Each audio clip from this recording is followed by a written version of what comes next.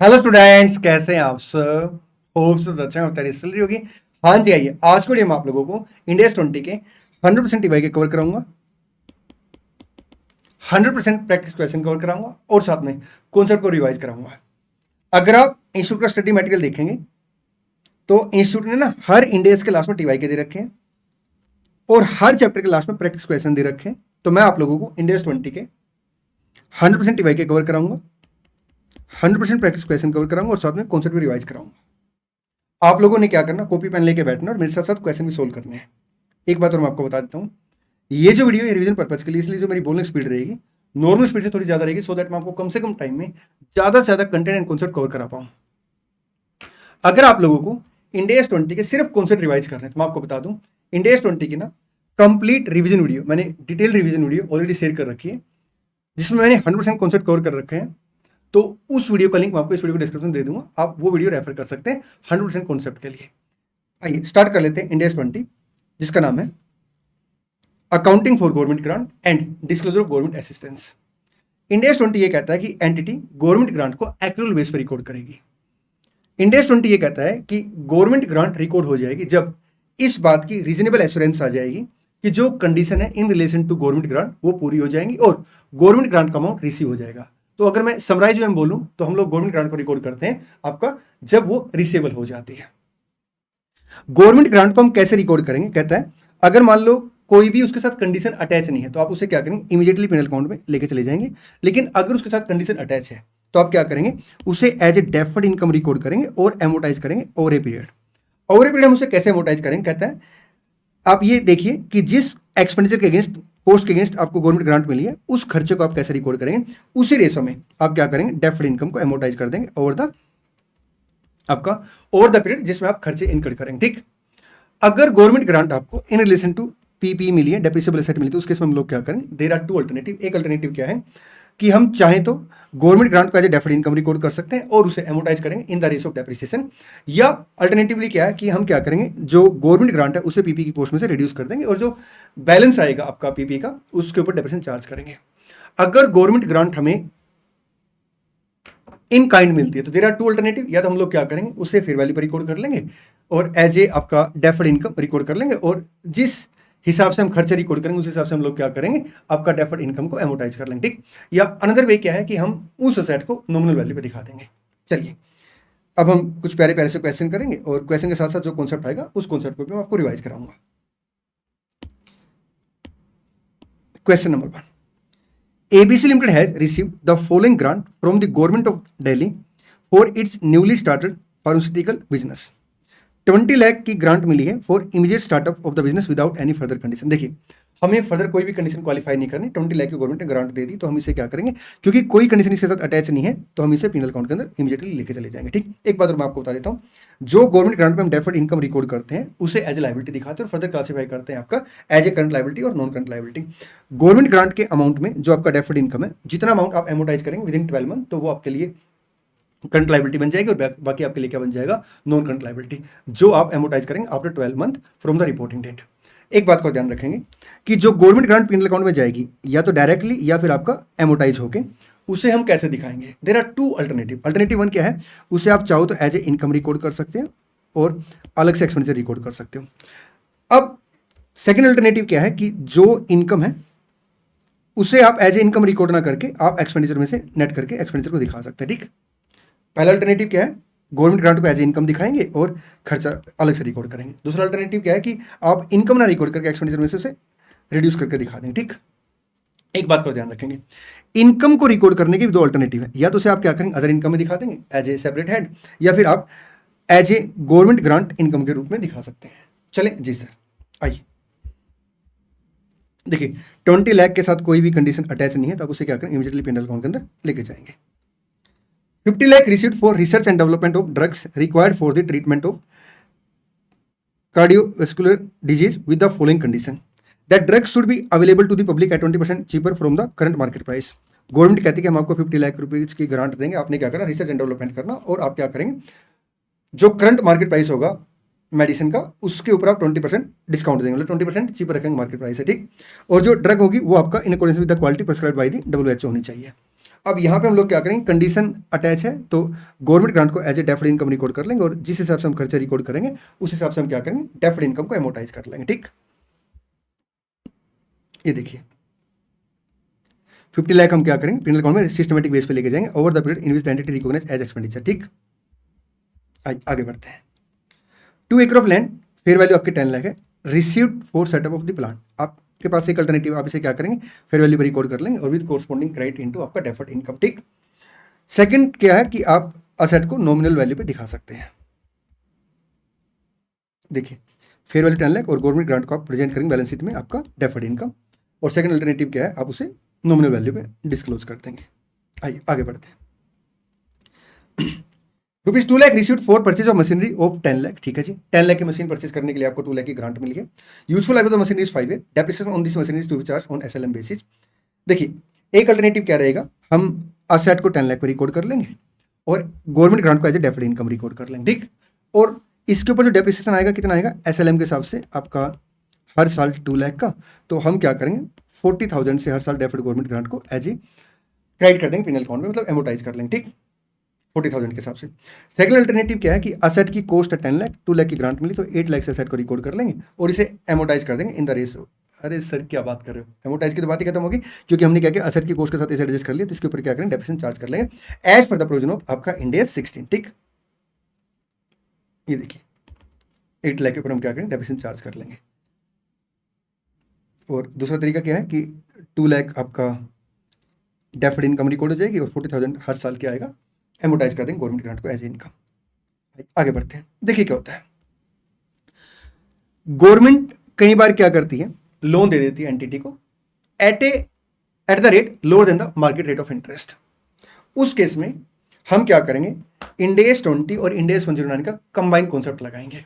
Concept क्या कहता है, कॉन्सेप्ट ये कहता है कि आप क्या करेंगे, जो भी आपके पास गवर्नमेंट से लोन के रूप में प्रोसीड्स आई है उसमें से आप क्या करेंगे, जो भी कॉन्ट्रेक्चुअल कैश का आउटफ्लो है प्रोसीड्स में से आप क्या करेंगे, कॉन्ट्रेक्चुअल कैश के जो आउटफ्लो रहेंगे उसे आप प्रेजेंट वैल्यू पे कैलकुलेट करेंगे। ठीक, by using market interest rate, क्योंकि आपको गवर्नमेंट ने लोन दिया है या तो विदाउट एनी इंटरेस्ट कॉस्ट और आपका, या फिर इंटरेस्ट रेट जो रहेगा मार्केट रेट से कम है। तो इस केस में आप क्या करेंगे, जो भी कॉन्ट्रेक्चुअल कैश फ्लो बनेंगे, मतलब जो आपका लोन रीपे करना आपने या जो आपने इंटरेस्ट पे करना है, उसे हम क्या करेंगे, मार्केट रेट ऑफ इंटरेस्ट के हिसाब से उसकी प्रेजेंट वैल्यू कैलकुलेट करेंगे। उतना अमाउंट आपके लिए क्या बन जाएगा, लोन बन जाएगा as per the provision of Ind AS 109 और डिफरेंस आपका गवर्नमेंट ग्रांट आ जाएगा। ठीक, अब ये जो गवर्नमेंट ग्रांट है इसका क्या ट्रीटमेंट होगा, अब प्लीज ध्यान से मेरी बात सुनना।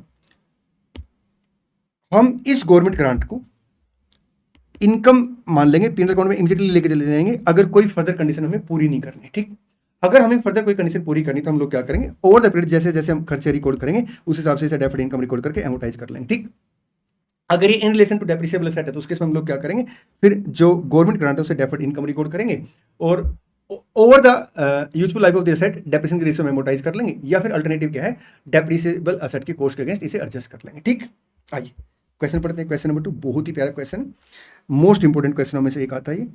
ए Limited received from the government a loan of 1 crore at the rate 5% payable after 5 year in a bullet payment. देखिए गवर्नमेंट से लोन मिला एंटिटी को 1 crore का, 5% रेट ऑफ इंटरेस्ट है, लेकिन जो अमाउंट पे करना प्रिंसिपल का एज ए बुलेट पेमेंट का मतलब कि एक साथ पूरा अमाउंट हम गवर्नमेंट को पे कर देंगे। ठीक, the prevailing market rate of interest is 12%।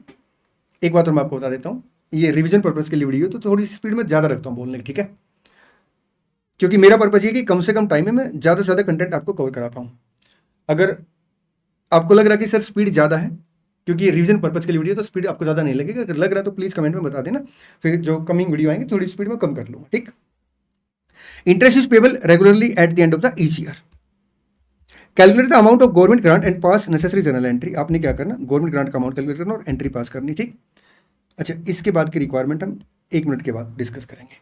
देखिए सबसे पहले हम लोग क्या करेंगे, यहाँ पे 1 लाख का 1 crore की प्रोसीड्स आ गई। हाँ जी, अब इसके अगेंस्ट आपका इंटरेस्ट जाएगा अगले 5 साल तक 5 लाख 5 लाख 5 लाख और 1 crore की बुलेट पेमेंट होगी। तो हम ये जो कॉन्ट्रेक्चुअल कैश का आउटफ्लो है 12% रेट ऑफ इंटरेस्ट को यूज करके प्रेजेंट वैल्यू कैलकुलेट कर लेंगे, उतना गवर्नमेंट का लोन बन जाएगा, बाकी आपको गवर्नमेंट ग्रांट का अमाउंट बन जाएगा।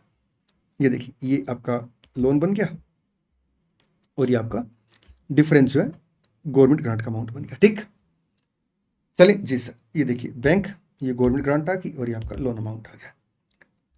आगे क्वेश्चन क्या कह रहा है, also examine how the government grant be recognise, government grant को आप कैसे रिकॉर्ड करेंगे। ठीक है, हम गवर्नमेंट ग्रांट को सर जो डिफरेंस है वो आपका रिकॉर्ड हो जाएगा। हमने एंट्री पास कर दी और एंट्री क्या बनेगी, बैंक अकाउंट डेबिट 1 करोड़ से टू लोन अमाउंट आपका 74,76,000, आगे कुछ अमाउंट और भी है, टू आपका गवर्नमेंट ग्रांट डेफिड इनकम आ जाएगी। वो कह रहा है कि एग्जामिन कीजिए कि आप इसे कैसे रिकॉर्ड करेंगे गवर्नमेंट ग्रांट को। हम लोग क्या करेंगे, जिस हिसाब से हम खर्चे रिकॉर्ड करेंगे ना, उसी पैटर्न के हिसाब से हम क्या करेंगे, गवर्नमेंट ग्रांट को एमोटाइज कर देंगे ओवर ए पीरियड। ठीक, आगे लिखते हैं, also state how the grant will be recognised in the statement of P&L assuming that the loan is finance a depreciable asset. अगर डेप्रिसिएबल एसेट को फाइनेंस किया गया लोन के थ्रू, तो इसके हम लोग क्या करेंगे, देयर आर टू अल्टरनेटिव, या तो हम जो गवर्नमेंट ग्रांट का अमाउंट है उसे एसेट के कॉस्ट में से रिड्यूस कर देंगे और जो रिमेनिंग अमाउंट उसके ऊपर डेप्रिसिएशन चार्ज करेंगे, या फिर हम लोग क्या करेंगे, डेफर्ड इनकम रिकॉर्ड कर लेंगे गवर्नमेंट ग्रांट को और उसे डेप्रिसिएशन के रेशियो में एमोटाइज कर देंगे over the useful life of the asset. P&L account on the same basis as depreciation, आगे लाइन लिख लेंगे आप, उसको असेट की कॉस्ट में से भी रिड्यूस कर सकते हैं अल्टरनेटिवली। ठीक है, तो लिख लेंगे alternatively such grant shall be reduce from the cost of the आपका असेट, डेप्रिसिएबल असेट। आई क्वेश्चन थर्ड, बहुत ही प्यारा क्वेश्चन है, बहुत प्यारा क्वेश्चन। आई क्वेश्चन थर्ड पढ़ते हैं, MNC limited has received grant in the nature of exemption of custom duty on capital goods with certain condition related to export of goods under export promotion capital goods scheme of the government of India. देखिए, government of India की एक scheme आती है, वो scheme क्या होती है, जैसे मान लो हम यहाँ पे इंडिया में बिजनेस कर रहे हैं। ठीक है, हमने क्या किया, एक मशीन इंपोर्ट की है। जब हम मशीन को इंपोर्ट करेंगे, ठीक है, तो उस केस में हमें कस्टम ड्यूटी पे करनी पड़ेगी। गवर्नमेंट ऑफ इंडिया कहती है कि ये जो मशीन आपने परचेज की, इसके ऊपर कस्टम ड्यूटी आपकी एग्जेम्प्ट हो जाएगी। ठीक, और कस्टम ड्यूटी एग्जेम्प्ट हो जाएगी, लेकिन आपको एक कंडीशन और पूरी करनी है, आपने क्या करना है, एक्सपोर्ट करना है गुड्स जो इससे बनेंगे। या कई बार स्कीम में ऐसा हो सकता है कि आपको इतने एटलीस्ट इतनी वैल्यू गुड्स एक्सपोर्ट करने, तो आपको इसके अगेंस्ट जो कस्टम ड्यूटी है उसमें एग्जाम्पशन मिल जाएगी। State valid the same is government grant under India 20। हाँ जी, क्योंकि ये आपका अमाउंट आप एसर्टेनेबल कर पा रहे हैं, तो ये आपके लिए गवर्नमेंट ग्रांट बन जाएगी। ठीक, if yes then how the same is accounted for if it is related to asset और एक ग्रांट रिलेटेड टू इनकम। देखिए, क्वेश्चन की ना दो रिक्वायरमेंट है।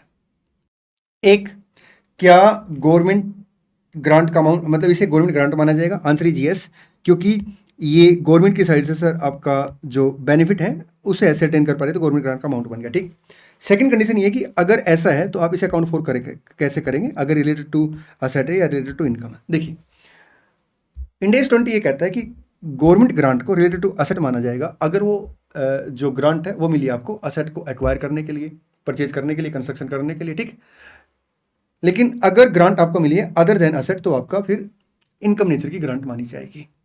अब हमें यहाँ पे क्या करना पड़ेगा, फैक्ट को एग्जामिन करना पड़ेगा। अगर प्राइमरी फैक्ट ये निकल के आते हैं कि ये ग्रांट हमें मिली है, मतलब ये बेनिफिट मिला है मशीन को इंपोर्ट करने की वजह से, तो उस केस में फिर हम लोग क्या करें, असेट से रिलेटेड इसे ग्रांट मानेंगे। लेकिन अगर एग्जामिन से ये निकल के आता है कि ये जो ग्रांट है अल्टीमेट एक्सपोर्ट की वजह से मिली है, तो फिर उस केस में हम क्या करेंगे, इसे एज ए इनकम ट्रीट करें। ठीक, चलिए आगे बढ़ते हैं। क्वेश्चन नंबर 4 बहुत ही बढ़िया क्वेश्चन है, ये आपका एएस में जो ट्रीटमेंट था और इंडेस में ट्रीटमेंट है उसके ऊपर है। ठीक, देखिए क्या लिखता है, ABC limited is a government company and is a first time adopter of end S. मैं क्वेश्चन को आगे पढ़ने से पहले आपको कुछ बातें बताना चाहता हूं। देखिए, एएस 12 के अकॉर्डिंग गवर्नमेंट ग्रांट का जो ट्रीटमेंट है और इंडेस 20 के अकॉर्डिंग गवर्नमेंट ग्रांट का ट्रीटमेंट है, कुछ केस में आपका डिफरेंट ट्रीटमेंट है। ठीक, सेकंड, अगर किसी एंटिटी के ऊपर पहले यहाँ पे एएस की एप्लीकेबिलिटी थी और अब इंडेस की एप्लीकेबिलिटी आ गई, तो उस केस में क्या होता है, देखिए जैसे मान लो कंपनी के ऊपर इंडेस की एप्लीकेबिलिटी आ गई आपका 1 अप्रैल 25 से, तो 31 मार्च 26 ये करंट ईयर बन जाएगा। एक तो यहाँ पे इंडेस के अकॉर्डिंग फाइनेंशियल स्टेटमेंट बनानी पड़ेगी, बिल्कुल ठीक है sir.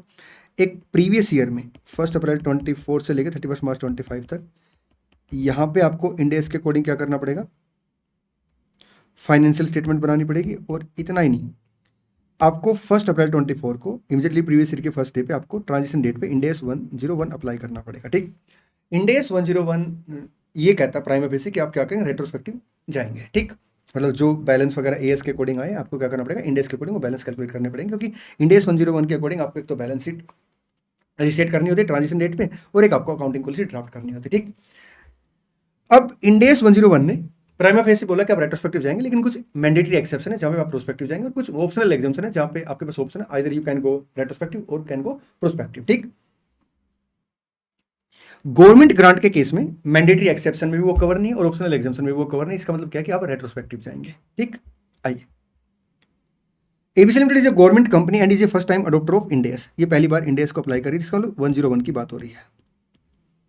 As per the previous gap, the contribution received by ABC Limited from the government, which hold 100% shareholding in ABC Limited, which is in the nature of promoter contribution, have been recognized in capitalism and treated as part of the shareholder fund in accordance with the provision of AS12। देखिए AS12 ये कहता है कि अगर आपको promoter contribution के लिए grant मिली तो उसे क्या करेंगे, उसे अपना कैपिटल रिजर्व में क्रेडिट कर देंगे। ठीक, लेकिन इंडेस 20 ये कहता है कि अगर आपको प्रमोटर कॉन्ट्रीब्यूशन वाली भी ग्रांट मिली तो भी आप उसे क्या करेंगे, as a definite income record करेंगे, क्योंकि आपको सब्जेक्टिव ग्रांट मिली है। इसका मतलब क्या है कि आपको आगे चल के कंडीशन पूरी करनी है, तो जिस हिसाब से फिर आप क्या करेंगे, आगे खर्चे रिकॉर्ड करेंगे, उसी रेस में आप क्या करेंगे, डेफिनेट इनकम को एमोटाइज कर लेंगे। ठीक, चलिए, state whether the accounting treatment of the grant in the nature of promoter contribution as per AS12 is also permitted under Ind AS 20। देखिए इंडेस 20 में हम लोग गवर्नमेंट ग्रांट का जो ट्रीटमेंट है प्रमोटर कॉन्ट्रीब्यूशन का, वो AS12 के अकॉर्डिंग नहीं करते, मतलब AS12 जैसा नहीं करते, अलग से ट्रीटमेंट कर, अलग ट्रीटमेंट रहता है, क्योंकि AS12 ये कहता है कि आप उसे कैपिटलिज्म में लेके जाएंगे, लेकिन इंडेस 20 ये कहता है कि उसे आप क्या करेंगे, as a deferred income record करेंगे, और ओवर द पीरियड जैसे जैसे खर्चे रिकॉर्ड करेंगे उस हिसाब से आप क्या करेंगे, उसे एमोटाइज कर देंगे। ठीक, आप यहां पे ये लिखेंगे कि सबसे पहले हमें आइडेंटिफाई करना पड़ेगा कि जो ये ग्रांट का पैसा है, क्या ये ग्रांट का पैसा है या आपका capital contribution bye the government है, क्योंकि 100% एंटिटी है, 100% गवर्नमेंट एंटिटी है। अगर ये कैपिटल कॉन्ट्रीब्यूशन है तो फिर आपका इंडेस 20 में अप्लाई नहीं होगा इसके ऊपर। ठीक, लेकिन अगर कैपिटल कॉन्ट्रीब्यूशन नहीं है और ग्रांट का अमाउंट आइडेंटिफाई हो पाता है तो उस केस में आप क्या करेंगे, फर्स्ट टाइम अडॉप्शन के केस में आप रेट्रोस्पेक्टिव जाएंगे और उसके बाद आप क्या करेंगे, इसे as a deferred income record करेंगे और ओवर द पीरियड एमोटाइज करेंगे। ठीक, तो ये सारी बात आप लिखेंगे, एक बार आंसर इसका रीड कर लेना। आइए, क्वेश्चन नंबर 5 बहुत बढ़िया क्वेश्चन है। Rainbow Limited carry out various project for which it has either received government financial assistance और in the process of receiving the same. वो ये कह रहा है कि रेनबो लिमिटेड एक कंपनी है जो बड़े सारे प्रोजेक्ट को कैरी आउट कर रही है, उसे या तो गवर्नमेंट ग्रांट का अमाउंट मिल चुका है या प्रोसेस में है। ठीक,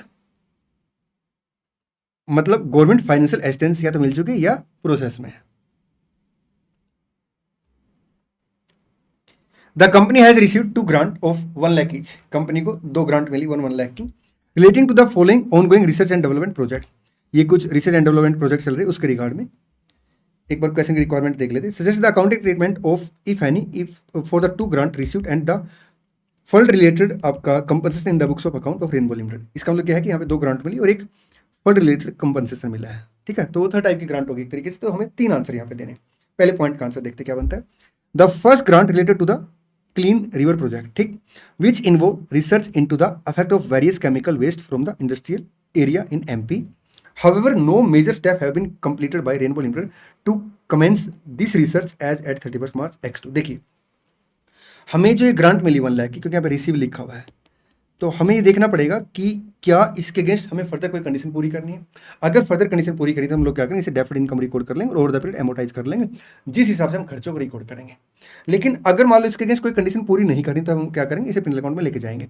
अब यहाँ पे अगर मैं फर्स्ट केस की बात करूँ तो क्वेश्चन ने कहीं पे भी मेंशन नहीं कर रखा कि आपको इसके अगेंस्ट ये कंडीशन मैंडेटरी पूरी करनी है। हालांकि रिसर्च के बारे में बात कर रहा है, लेकिन मैंडेटरली मतलब अगर वो कंडीशन पूरी नहीं तो ग्रांट का अमाउंट रिफंड हो जाएगा, ऐसा कुछ मेंशन नहीं है, तो हम क्या करेंगे, इसे पिनल अकाउंट के अंदर लेके जाएंगे। लेकिन साथ में लिख देंगे अल्टरनेटिव आंसर कि अगर ये कंडीशनल ग्रांट है तो जैसे जैसे हम एक्सपेंडिचर रिकॉर्ड करेंगे उस हिसाब से इसे हम क्या करेंगे, एमोटाइज करेंगे ओवर द पीरियड। ठीक, आइए मैं इसका सॉल्यूशन रीड करा देता हूं। The first grant for clear river project involving research into effect of various chemical waste from the industrial area in MP seems to be unconditional as no detail regarding its refund has been mention. ठीक है, क्योंकि refund के बारे में कुछ भी नहीं कह रखा। Even though the research has not been started nor any major steps have been completed by the Rainbow Limited to commence the research, yet the grant be recognized immediately in the P&L account। ठीक, alternatively अगर इसके साथ कोई condition है research वगैरह की, तो जैसे जैसे हम लोग क्या करेंगे, खर्चे रिकॉर्ड करेंगे, उस हिसाब से हम क्या करेंगे, आपका ग्रांट को एमोटाइज कर देंगे। सॉरी, देखिए second point, the second grant relate to the commercial development of a new equipment that can be use to manufacture आपका eco friendly substitute for existing plastic product. The second grant relate to the commercial development of a new equipment. वो ये कह रहा है कि जो second grant है ना वो commercial development of new equipment से रिलेटेड है, जो कि यूज होगा इको फ्रेंडली सब्स्टिट्यूट में, ठीक है, for existing plastic product. Rainbow limited is confident about the technical feasibility and financial viability of the new technology which will be available for sale in the market by April X3। देखिए हमारा जो question चल रहा है ये आपका कब का है, 31 मार्च X2 का। हाँ जी सर, 31 मार्च X2 को आपने ग्रांट का अमाउंट रिसीव कर लिया, लेकिन जो असेट है वो आपकी अवेलेबल हो पाएगी अप्रैल X3 से। तो हम लोग क्या करेंगे, हम 31 मार्च X2 को इसे एज ए लाइबिलिटी दिखाएंगे, 31 मार्च X3 को इसे एज ए लाइबिलिटी दिखाएंगे, और अप्रैल X3 से मतलब डेफर्ड इनकम इसे इस साल से अप्रैल X3 एंड ऑनवर्ड के हिसाब से हम लोग इसे क्या करेंगे, इसे एमोटाइज करेंगे in the ratio of depreciation. Alternative 1। Alternative 2 क्या होगा, असेट की कॉस्ट में से इसे एडजस्ट कर देंगे और जो आपका नेट बैलेंस आएगा असेट का उसे डेप्रिसिएट कर देंगे ओवर द आपका रिमेनिंग यूजफुल लाइफ। जो भी आपका नेट अमाउंट आएगा असेट की कॉस्ट माइनस आपका डेफर्ड गवर्नमेंट ग्रांट, मतलब आपका गवर्नमेंट ग्रांट का अमाउंट। ठीक, देखिए लाइबिलिटी आ जाएगी 31 मार्च X2 को X3 को, और उसके बाद सर आप इसे क्या करेंगे, डेप्रिसिएशन के रेशो में एमोटाइज कर देंगे डेफर्ड इनकम को। अल्टरनेटिवली आप क्या कर सकते हैं, कॉस्ट ऑफ असेट के अगेंस्ट इसे एडजस्ट कर सकते हैं। आगे देखिए क्या लिखता है question. In September X1, due to the flood near one of its factory, the entire production was lost and Rainbow Limited had to shut down the factory for a period of 3 months। बड़े आराम से question पढ़ेंगे, मैं एक बार diagram बना लेता हूँ। जब भी आपको लगे ना कि क्वेश्चन में कुछ डेटा दे रखा है, इन्फॉर्मेशन ज़्यादा दे रखी है और थोड़ा सा आपको लग रहा है कि हाँ कन्फ्यूजन हो सकती है, तो हमेशा डायग्राम बनाए। प्लीज़ इस बात को नोट कर लें आप ना।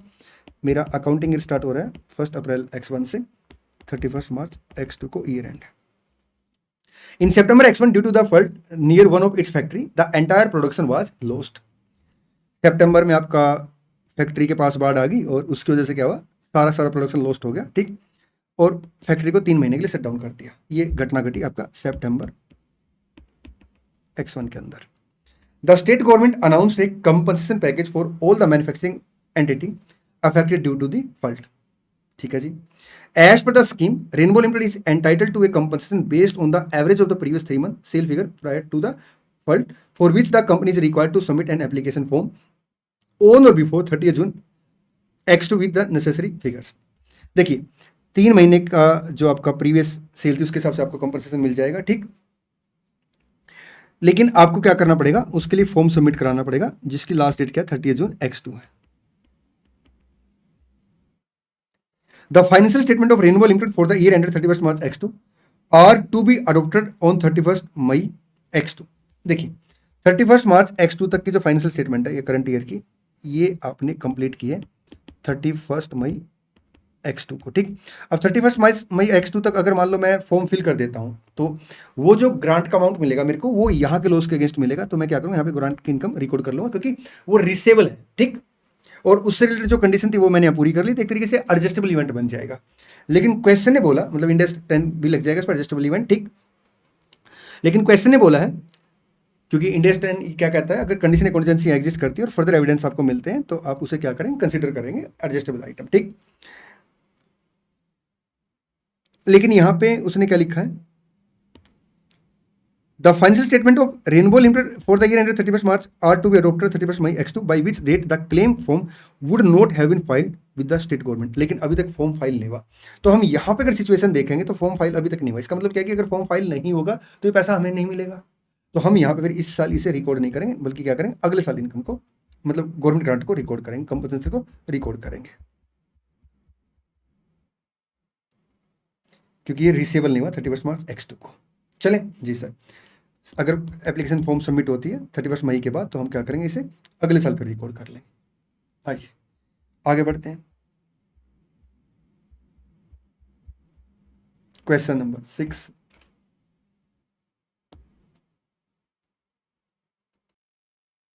An entity open a new factory.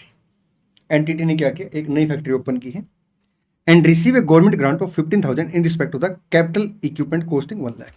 1 lakh की आपने क्या किया, कैपिटल असेट परचेज की, जिसके अगेंस्ट आपको 15,000 की गवर्नमेंट ग्रांट मिली। ठीक, it depreciated all plant and machinery at 20% per annum on SLM। आप डेप्रिसिएशन चार्ज करते हैं 20% पर एनम के हिसाब से SLM के बेस पे, ठीक।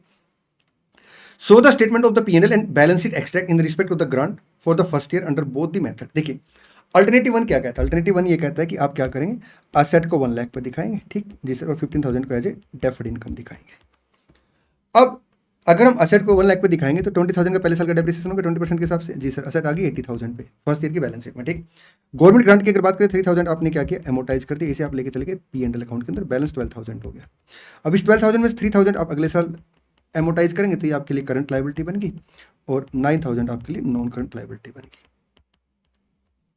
जो 3,000 का अमाउंट आप P&L में दिखाएंगे इसके दो वे हैं, एक डेप्रीसिएशन 20,000 और 3,000 उसमें से माइनस करके दिखा दिया, 17,000 आ गया। दूसरा डेप्रीसिएशन आपका 20,000 और गवर्नमेंट ग्रांट इनकम कितने से, आपका 3,000 से, जिसे या तो अदर इनकम के अंदर दिखा देंगे as a government grant income या फिर अलग से सेपरेट हेड आ जाएगा गवर्नमेंट ग्रांट इनकम, ठीक। चलिए अल्टरनेटिव 1 ये देखिए 20,000 3,000 80,000 9,000 non current liability, current liability में 3,000, ठीक। अच्छा दूसरा वे क्या है, आप असेट में से इसे माइनस कर देंगे तो 85,000 पे डेप्रिसिएशन 17,000 आ जाएगा, 68,000 से सर आपकी असेट आ जाएगी बैलेंस शीट के अंदर और ये आपका डेप्रिसिएशन आ गया। अब चल प्रैक्टिस क्वेश्चन पे, सारे क्वेश्चन भी कराऊंगा, प्रैक्टिस क्वेश्चन भी कराऊंगा इररिस्पेक्टिव कि मैंने पहले RTP MTP में या ऑलरेडी जो वीडियो शेयर कर रखे उनमें कवर कर रखा है, मैं आपको सारे के सारे क्वेश्चन कवर कराऊंगा। आइए क्वेश्चन नंबर 1 प्रैक्टिस क्वेश्चन पहुंचेंगे।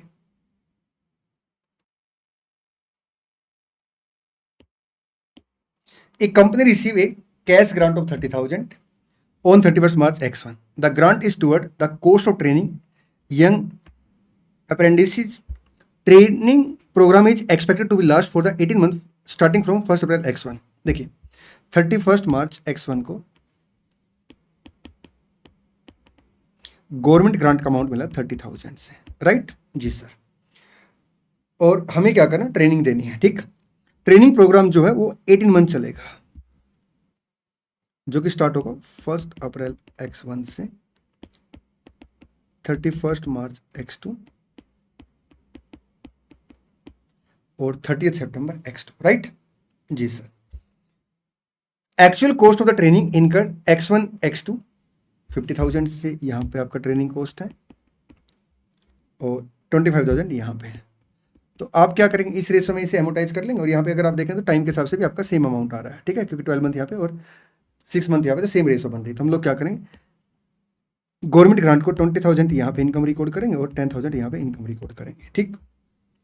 आप बताइए इसे आप अकाउंट फॉर कैसे करेंगे। देखिए सबसे पहले बात कर लेते हैं बैलेंस शीट की। देखिए बैलेंस शीट के अंदर हम लोग क्या करेंगे, 31 मार्च X1 को 30,000 की लायबिलिटी दिखाएंगे, बिल्कुल ठीक है सर।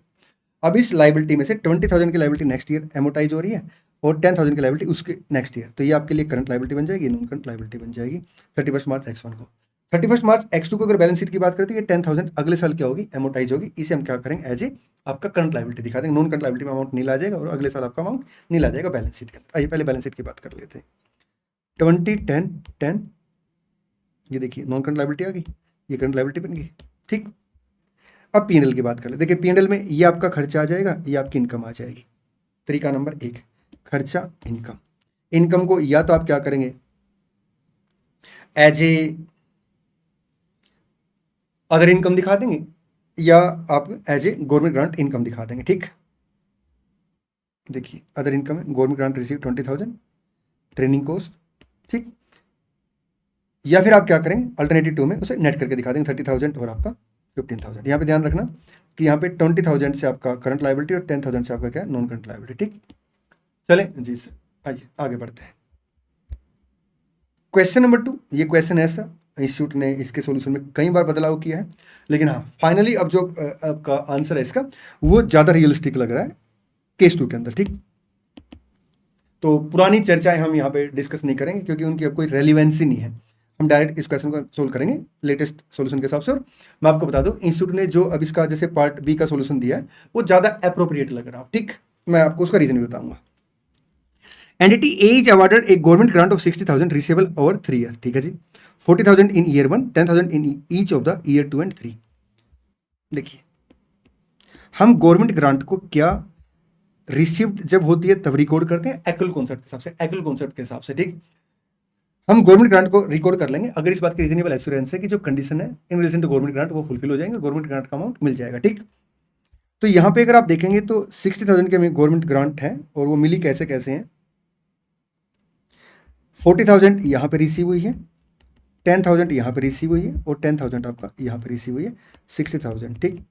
हम इनिशियली क्या करेंगे अगर इस बात की रीजनेबल एश्योरेंस है कि condition relating to grant has been fulfilled और ग्रांट का अमाउंट मिल जाएगा, हम इनिशियली इसे क्या करेंगे as a deferred income record कर लेंगे, मतलब पूरी ग्रांट का अमाउंट रिकॉर्ड कर लेंगे, ठीक। अब गवर्नमेंट ग्रांट क्यों पे कर रही है, गवर्नमेंट ने कुछ कंडीशन लगाई है, क्या कंडीशन है, contingent on creating 10 new job and maintaining them for 3 year. 10 नई जॉब क्रिएट करनी है और उन्हें 3 साल के लिए मेंटेन करना है। The employee are recruited at a cost of 30,000, जो आपका रिक्रूटमेंट कॉस्ट आएगी वो पहले साल 30,000 उसकी कॉस्ट आ गई। और एम्प्लॉय को बेनिफिट कितना जाएगा, वेजेस है आपका as per the wages bill 1 lakh, जो कि अगले साल से आपका वेजेस बिल इंक्रीज हो गया 10,000 से, देखिए आगे लिखते हैं rising by 10,000 in each of the subsequent year, और ये अमाउंट आपका आ गया 120।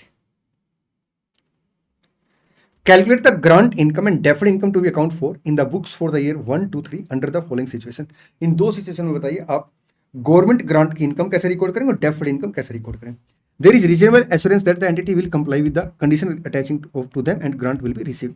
मतलब वो ये कह रहा है रीजनेबल एश्योरेंस आ गया इस बात का, मतलब कंडीशन पूरी होगी ग्रांट को रिकॉर्ड करने की, मतलब जो कंडीशन थी वो पूरी हो जाएंगी और ग्रांट का अमाउंट मिल जाएगा। तो हम यहाँ पे क्या करेंगे 60,000 से एज ए आपका डेफर्ड इनकम रिकॉर्ड कर लेंगे और इसे एमोटाइज कैसे करेंगे, इसे एमोटाइज करेंगे रिसिप्ट जब आएगी, देखिए हम एंट्री पास करेंगे grant receivable account debit to deferred income, ठीक। और उसके बाद फिर bank to grant receivable, bank to grant receivable, bank to grant receivable, ठीक।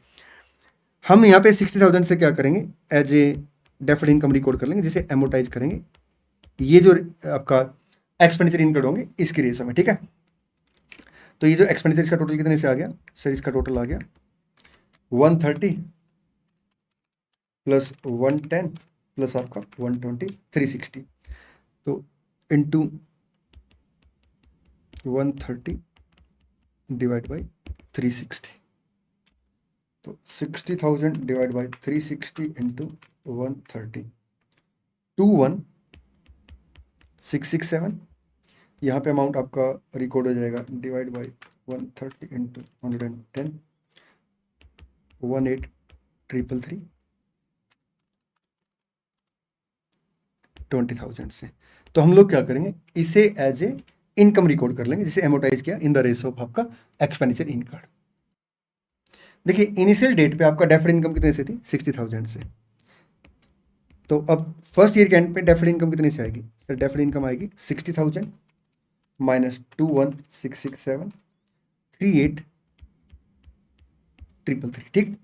यहाँ पे 1833 की इनकम रिकॉर्ड हो जाएगी 20,000 और यहाँ पे इनकम रिकॉर्ड हो जाएगी 0। अब चलते हैं सेकंड रिक्वायरमेंट पे, बल्कि मैं एक काम करता हूँ फर्स्ट रिक्वायरमेंट का एक बार आपको आंसर क्रॉस टैली करा देता हूँ। ये डेफर्ड इनकम आ गई और ये आपका इनकम आ गई, ठीक। लिखता है there is no reasonable assurance that the grant will be receive. इस बात की कोई एश्योरेंस नहीं कि ग्रांट का पैसा मिल जाएगा। इसका मतलब क्या है कि अगर एश्योरेंस नहीं ग्रांट का पैसा मिल जाएगा तो हम ग्रांट को रिकॉर्ड नहीं करेंगे, ठीक। तो अब हम रिकॉर्ड कब करेंगे सर, जब अमाउंट मिल जाएगा, जैसे यहाँ 40,000 है तो यहाँ पे हम बेसिकली क्या करेंगे, जो 40,000 का ग्रांट का अमाउंट मिला है इसके अगेंस्ट खर्चे कौन कौन से होने सर, ये खर्चे होने, तो हम इसे क्या करेंगे over a period of 3 year आपका एमोटाइज करेंगे, ईयर 1, ईयर 2, ईयर 3। तो 40,000 डिवाइड बाई 360 इंटू आपका 130, इनकम आ जाएगी 14,444। एंट्री आएगी बैंक टू डेफर्ड इनकम 40,000 से और फिर आपका deferred income to P&L account, मतलब एमोटाइजेशन ऑफ गवर्नमेंट ग्रांट, ठीक। सेकेंड ईयर में आपका अमाउंट आएगा 12,222 और लास्ट ईयर में अमाउंट आएगा आपका, एक सेकेंड कुछ गड़बड़ हुई क्या, कुछ गड़बड़ हुई शायद, मतलब कैलकुलेशन में 40,000 डिवाइड बाई 360 इंटू आपका 120, बड़ा अजीब सा अमाउंट आ गया था, कुछ कैलकुलेटर पे इधर उधर प्रेस हो गया होगा। हाँ जी, चलिए जी सर, तो इसमें राउंडिंग ऑफ का डिफरेंस है, इसे राउंड ऑफ कर देते हैं। ठीक, आइए अब जो हमें 10,000 सेकेंड ईयर में मिलेंगे,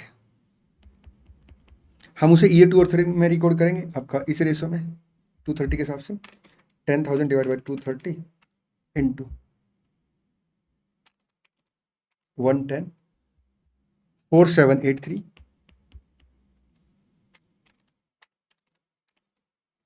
5217। 10,000 जो है इसका मतलब इस ग्रांट को हम यहाँ पे, क्योंकि इस साल ही खर्चे कर रहे हैं, इसे रिकॉर्ड कर लेंगे। ठीक, अब देखिए यहाँ पे हमने क्या कर रखा था, 40,000 की डेफर्ड इनकम रिकॉर्ड कर रखी थी, बिल्कुल ठीक है सर।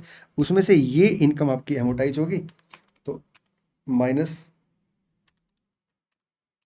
सर जैसे आपने कहा था कि अब ये लॉजिकली आंसर ठीक है, तो उसका रीजन क्या, उसका रीजन बेटा ये है कि हमें तो पता नहीं आगे ग्रांट मिलेगी या नहीं मिलेगी, तो जब मिलेगी उसके बाद जो हमें खर्च करने हैं उसके हिसाब से हम क्या करेंगे, एमोटाइज कर देंगे। ठीक, यहाँ पे ये अपना इनकम रिकॉर्ड हो चुकी है, ये डेफर्ड इनकम थी 10,000 और डेफर्ड इनकम में चला जाएगा 25,555 प्लस 10,000 माइनस आपका 1 4 टाइम 2 4783, ये अमाउंट आ गया आपका 18,550 एज ए डेफर्ड इनकम। तो 10,000 का अमाउंट और मिलेगा इसके अगेंस्ट, लास्ट ईयर से खर्चा रिकॉर्ड कर लेंगे। अगर इसका टोटल क्रॉस टैली करेंगे आप, तो डेफर्ड इनकम आपकी नील आ जाएगी। चलिए जी सर, चलिए अगर ग्रांट का अमाउंट आप रिसीव्ड बेस पर रिकॉर्ड कर रहे हैं, क्योंकि रीजनेबल एश्योरेंस नहीं कि पैसा मिल जाएगा, उसके इसमें आप क्या करेंगे, जब वो पैसा रिसीव हुआ है उस डेट पे आप डेफर्ड इनकम रिकॉर्ड करेंगे, और उसके बाद जो भी खर्चे एक्सपेक्टेड है उसके रेशो में से क्या करेंगे, एलोकेट कर देंगे। आइए मैं एक बार इसका आंसर भी आपको क्रॉस टैली करा देता हूँ। ये देखिए 1445, ये आपका 1224783। ठीक, इसका टोटल पीएनएल में चला जाएगा, इसका टोटल पीएनएल में चला जाएगा। चलिए आगे बढ़ते हैं। क्वेश्चन नंबर 3,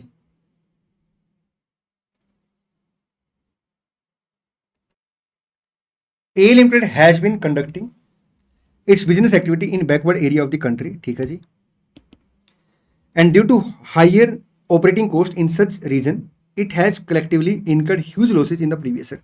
कंपनी को क्या प्रीवियस ईयर में लॉस हुए। ठीक, as per scheme of the government announced in March X1, the company will be partially compensated for the losses incurred by it to the extent of 10 crore, which will be received in October X1। देखिए current year मतलब आपका 1 अप्रैल X0 से लेके 31 मार्च X1 तक जो loss हुए हैं उसका कंपनसेशन आपको मिलेगा अक्टूबर X1 में। अब ये कंपनसेशन क्यों मिलेगा, लॉस होने की वजह से। क्या कोई फॉर्म वगैरह है, कोई फॉर्मेलिटी पूरी करनी नहीं, तो यहाँ पे अगर आप देखेंगे तो यहीं पे ग्रांट आपके रिसीवेबल होगी, क्योंकि लॉस के अगेंस्ट आपको क्या मिलना है, ग्रांट मिली, तो हम क्या करेंगे यहीं पे इस साल उसे रिकॉर्ड कर लेंगे, क्योंकि रिसीवेबल हो जाएगी। ठीक, the compensation being paid by the government meet the definition of government grant as per Ind AS 20, assume that no other condition are to be fulfilled by the company to receive the compensation. Compensation receive करने के लिए आपको कोई और condition पूरी नहीं करनी, तो लॉस होना अपने आप में कंडीशन है, तो रिसीवेबल बन जाएगी। When should the grant be recognized in statement of P&L discuss in the light of renewal in days, तो आप X0 X1 में ग्रांट का अमाउंट रिकॉर्ड कर लेंगे। ठीक, इरिस्पेक्टिव के अमाउंट आपको एक्चुअली में अगले साल रिसीव होगा। क्वेश्चन नंबर 4 बहुत ही प्यारा क्वेश्चन है, इंस्टीट्यूट ने इसके ऊपर आपका केस सिनेरियो वगैरह दे रखे, और मैंने सारे केस सिनेरियो ऑलरेडी आपके साथ शेयर कर रखे टिल दिस डेट तक। ठीक है, आगे जो भी केस सिनेरियो आएंगे तो वो भी मैं आपके साथ शेयर कर दूंगा यूट्यूब के ऊपर ही। ठीक है, चलिए क्वेश्चन नंबर 4 देखिए क्या लिखता है। A Limited is engaged in the manufacturing of certain specialised chemical. एक लिमिटेड कंपनी है जो एंगेज हो रखी है किसमें, आपका स्पेशलाइज्ड, एक बार मैं यहाँ पे स्पेस देख लूँ क्योंकि मेरे को यहाँ पे वर्किंग करनी है, हो जाएगा मैनेज।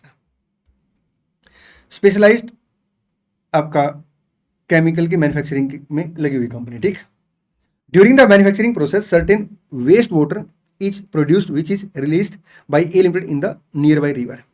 ठीक है, to reduce pollution of the river, the state government has introduced a scheme with the following silent feature। Government ने क्या किया, स्कीम लेके आई है। If a manufacturer installs certain pre-approved wastewater treatment plant, the government will provide an interest-free loan equal to 50% of the cost of the plant। देखिए government क्या कहती है, government ये कहती है कि अगर कोई भी मैन्युफैक्चरर जो आपका वेस्ट वाटर ट्रीटमेंट प्लांट है प्री अप्रूव्ड, अगर वो इंस्टॉल करता है तो गवर्नमेंट उसे ग्रांट नहीं देगी, बल्कि जो कॉस्ट है उसके 50% के बराबर उसे लोन देगी, उसके ऊपर उसे इंटरेस्ट पे नहीं करना। इसका मतलब क्या है कि जैसे मान लो आज मैं एक एसेट 100 की परचेज कर रहा हूं, तो गवर्नमेंट क्या करेगी, 50 का मेरे को लोन दे देगी, बट इंटरेस्ट उसके ऊपर पे नहीं करना। ठीक, such loan will be repayable to the government in 5 year from the date of disbursal. हाँ, जो लोन है वो वापस करना पड़ेगा 5 साल के बाद।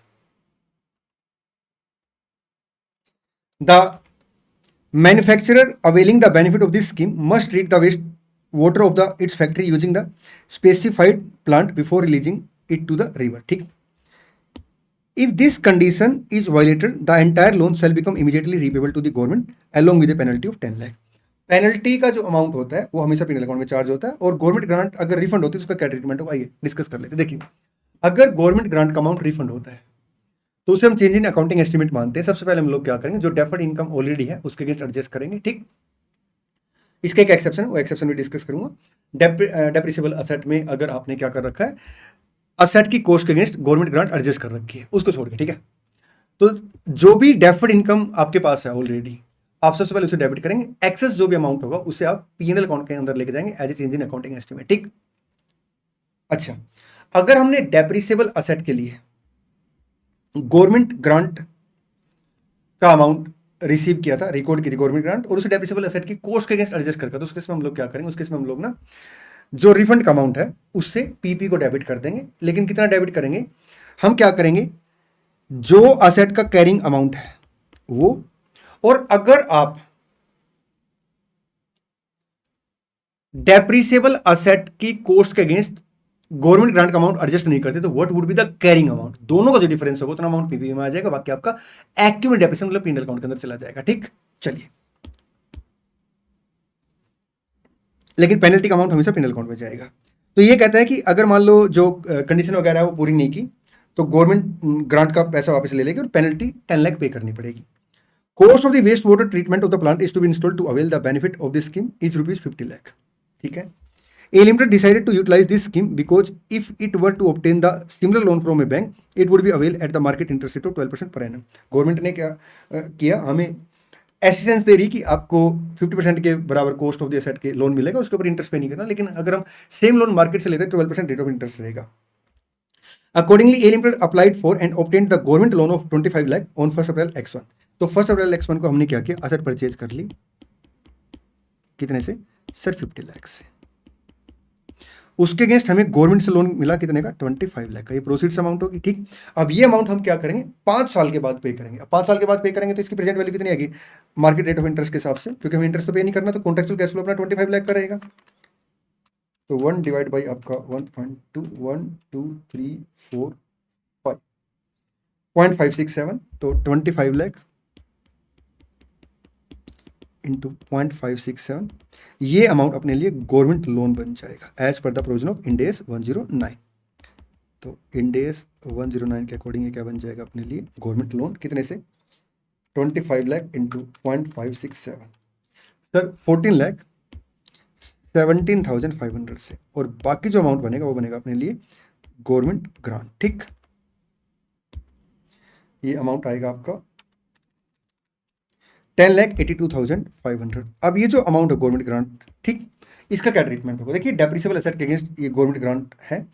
एक तो तरीका क्या है कि हम इसे as a deferred income record कर ले और ओवर द पीरियड डेप्रिसिएशन के रेशो में से एमोटाइज कर दें। दूसरा तरीका क्या है कि हम इसे कॉस्ट ऑफ द एसेट में से रिड्यूस कर देंगे। ठीक, अगर क्वेश्चन ने कुछ भी नहीं बोला तो हम दोनों अल्टरनेटिव के हिसाब से आंसर दे आएंगे, अगर क्वेश्चन ने कुछ बोले तो उसके हिसाब से हम ट्रीट करेंगे। ठीक, A Limited purchase and install the plant such that it become ready for use on the same date. ठीक है जी, A Limited has an accounting policy of recognizing government grant in relation to depreciable asset in the proportion of depreciation expenditure। इसका मतलब क्या है, depreciation के खर्चे के रूप में हम क्या करेंगे, आपका गवर्नमेंट ग्रांट की इनकम रिकॉर्ड करेंगे, पॉलिसी हम फॉलो करें, मतलब डेफर्ड इनकम रिकॉर्ड करेंगे। It has determined that the plant will be depreciated over a period of 5 year using SLM। ठीक है जी, SLM मेथड के साथ डेप्रिसिएशन चार्ज होगा 5 साल के लिए। In the month of March X3 government official conducted A surprise audit and it was found that A Limited was not using the wastewater treatment plant as prescribed. Accordingly, on 31st March X3 the government ordered A Limited to repay the entire loan along with the penalty। 10 lakh की penalty जाएगी, 25 लाख का ये जो loan है ये amount चला जाएगा, तो 35 लाख का अमाउंट जाएगा। ठीक, 10 लाख के अमाउंट को हम लोग क्या करेंगे, पेनल अकाउंट में चार्ज करेंगे पेनल्टी के अमाउंट को, और जो 25 लाख का अमाउंट इसका क्या ट्रीटमेंट करेंगे, इसके अगेंस्ट जो डेफर्ड इनकम आ रही होगी उसे डेबिट कर देंगे, डिफरेंस आपका कहाँ चला जाएगा, पीएनएल अकाउंट में एज ए आपका P&L अकाउंट में एज ए आपका चेंज इन अकाउंटिंग एस्टिमेट दोबारा बोल देता हूँ, as a change in accounting estimate P&L account में अमाउंट चला जाएगा, ठीक। लेकिन यहाँ पे अगर देखेंगे आप तो यहाँ पे दो अमाउंट आ रहे होंगे, एक आपका लोन का अमाउंट आ रहा होगा, बिल्कुल ठीक है सर, एक आपका गवर्नमेंट ग्रांट का अनएमोटाइज्ड जो एमोटाइज नहीं हुआ वो अमाउंट आ रहा होगा। तो हम क्या करेंगे, दोनों को डेबिट कर देंगे और यहाँ पे इसे हर साल क्या करेंगे, as per the provision of Ind AS 109 इसे अनवाइंड करेंगे इंटरेस्ट कॉस्ट से, ठीक। चलिए, बहुत बढ़िया क्वेश्चन है। A Limited repaid the loan with interest and penalty as per the order on 31st March X3. Measure the amount of the government grant as on 1st April X1. हमने amount calculate कर लिया। Second, determine the nature of the government grant and its accounting treatment principally for the year ended, ये सब मैंने explain कर दिया। Also determine the impact of the P&L account if any on account of the revocation of the government grant as on 31st March X3। देखिए 31st March X2 को क्या घटना घटेगी, पहले मतलब क्या अकाउंटिंग ट्रीटमेंट होगा। जो 10,82,500 का गवर्नमेंट ग्रांट का अमाउंट है इसे हम 5 ईयर के हिसाब से एमोटाइज करेंगे।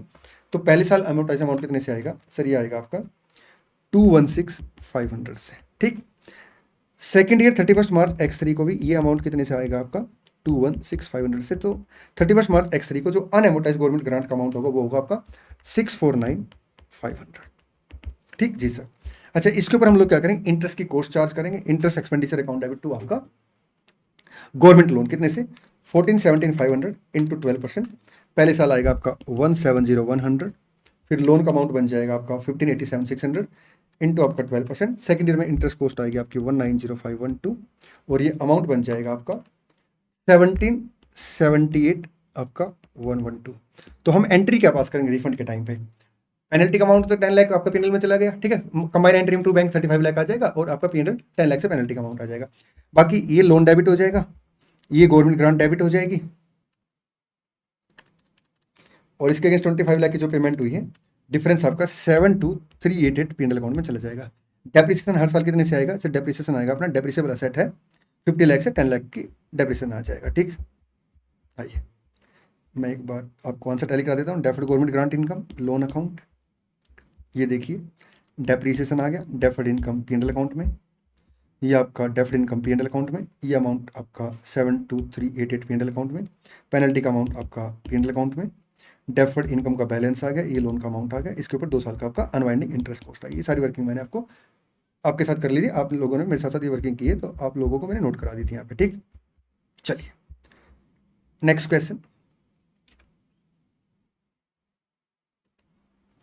क्वेश्चन नंबर जो 5 है ये आपका क्वेश्चन 4 का एक छोटा सा पार्ट है एक तरीके से, मतलब 4 में ये कॉन्सेप्ट डिस्कस हो चुका है बट मैं तभी क्वेश्चन 5 आपको पूरा कराऊंगा। To encourage entity to expand their operation in a specified development zone, the government provide interest-free loan to fund to purchase manufacturing equipment in accordance with the development phase scheme. An entity receive an interest-free loan 5 lakh from the government for a period of 3 years, ठीक। The market rate of interest आपका similar loan के अंदर 3 year 5% per year के हिसाब से। There are no future performance condition attached to the interest-free loan। तो हम लोग यहाँ पे क्या करेंगे, जो भी आपका कॉन्ट्रेक्चुअल कैश का आउटफ्लो रहेगा 5 लाख का 3 साल के बाद उसके प्रेजेंट वैल्यू कैलकुलेट करेंगे इस डिस्काउंट फैक्टर के हिसाब से, तो उतना अमाउंट लोन बन जाएगा। बाकी गवर्नमेंट ग्रांट को इमीडिएटली P&L अकाउंट के अंदर लेके चले जाएंगे, क्यों, क्योंकि इसके अगेंस्ट कोई भी कंडीशन पूरी नहीं करनी। दोबारा बोल देता हूँ, गवर्नमेंट ग्रांट को इमीडिएटली P&L अकाउंट के अंदर लेके चले जाएंगे क्योंकि इसके अगेंस्ट कोई भी कंडीशन आपको पूरी नहीं करनी, ठीक। Discuss how to account for the above loan, हम लोग क्या करेंगे, प्रेजेंट वैल्यू कैलकुलेट करेंगे और उतना अमाउंट आपका लोन का बन जाएगा, उसे हर साल अनवाइंड कर देंगे 5% के साथ, उतना अमाउंट P&L अकाउंट में चार्ज कर लेंगे, फिर 5 लाख का अमाउंट जो आएगा उसे पे कर देंगे, ठीक। ये देखिए सबसे पहले हमने क्या किया, इसकी प्रेजेंट वैल्यू कैलकुलेट की, दैट इज 4,32,000, उतना अमाउंट आपका लोन आ गया, ये इनकम आ गई, इसे हर साल अनवाइंड कर दिया एमोटाइज कॉस्ट टेबल बना के, ठीक।